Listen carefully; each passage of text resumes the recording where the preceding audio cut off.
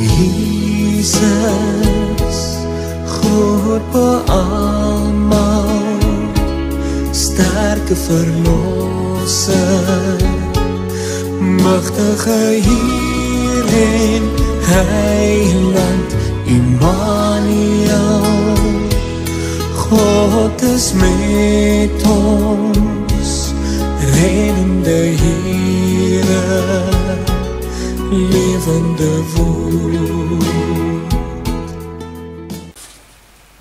Goeiedag. Prof. Koenig het dan gister verwys na die gevaar om alles in die Bybel te vergeestelik. Hy sê verder, teen hierdie manier van interpretasie moet ons inderdaad standpunt inneem. Eenvoudig, omdat ons nie in die Bybel enige gronde hiervoor kry nie. Tereg beklemtoon sommige mense dan letterlike interpretasie, waaronder hulle verstaan die gewone alledaagse betekenis wat ons aan woorde gee. Maar dit beantwoord nie regtig die vraag hoe profeseë vervul word nie. Daarvoor moet ons eenvoudig gaan kyk hoe spesifieke profeseë reeds in die tyd van die Nuwe Testament vervul is. Ons vraag sal wees of ons bloot uit die profesie, soos ons dit in die Ou Testament het, sou kon aflei hoe die vervulling sou lyk. Onthou ons het twee vorms van die profesie. Die profesie self in die Ou Testament en die vervulling in die Nuwe. Maar as ons geleef het in die tyd van die Ou Testament, voor die vervulling in die Nuwe, en toe die profesie gelees het, sou ons kon aflei hoe die vervulling uiteindelik in die Nuwe sou lyk. Met dit in gedagte gaan ons na 6 spesifieke vervullings van profeseë uit die Ou Testament en die Nuwe Testament kyk. 4 uit Matteus, 2 uit Handelinge. Die geboorte van Jesus in Bethlehem, die baba Jesus se terugkeer uit Egipte, Herodes se kindermoord, Judas se loon vir sy verraad en die koms of uitstorting van die Gees en die sending.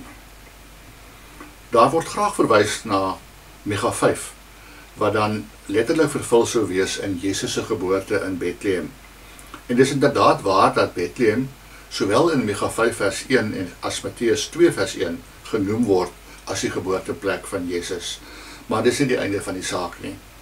Micha 5 vers 1 is die inleiding tot 'n omvattende profesie. Hoofstuk 5 vers 1 tot 5. In opgesomde vorm sê hierdie profesie dat die Messias in Bethlehem gebore sal word en dat sy eerste groot werk sal wees om Israel te bevry van die bedreiging deur Assirië, wat juis in die tyd van Micha ernstig was. Daar sal eers nog 'n tyd van lyding wees, vers 2, maar dan sal die Messias wat gebore is, met sterk optrede na vore kom, vers 3. En wanneer die dreigende Assiriese leer dan die stad binneval, sal daar genoeg militêre leiers wees om teen hulle op te tree en hulle te oorweldig. Vers 4 en 5a. En dit alles sal die inisiatief wees van die Messias. Vers 5b. Van hierdie profesie haal Matteus nou net die geboorte in Bethlehem aan. En 'n mens sou hier van letterlike vervulling kon praat. Maar wat dan van die res van die profesie? In die kwessie van letterlike vervulling is die vraag of 'n mens vooraf uit die profesie sou kon aflei hoe dit vervul sal word. En die antwoord is eenvoudig: nee. Ons sou nie eers naaste by vooraf kon aflei hoe hierdie profesie in Jesus vervul sou word nie. In die profesie soos ons dit in Micha het, sou ons vooraf net kon dink aan 'n aanval deur Assirië en 'n oorwinning deur Israel onder die aanvoering van die Messias. Ons sou dus eenvoudig moes wag tot dit vervul is om te sien hoe dit werklik vervul word. Kom ons bid saam. Hemelse Vader, baie dankie dat ons in die vervulling van die profesie uit die Ou Testament kan sien hoe dit U lank tevore reeds beplan het om die hele wêreld, nie net Israel nie, te verlos.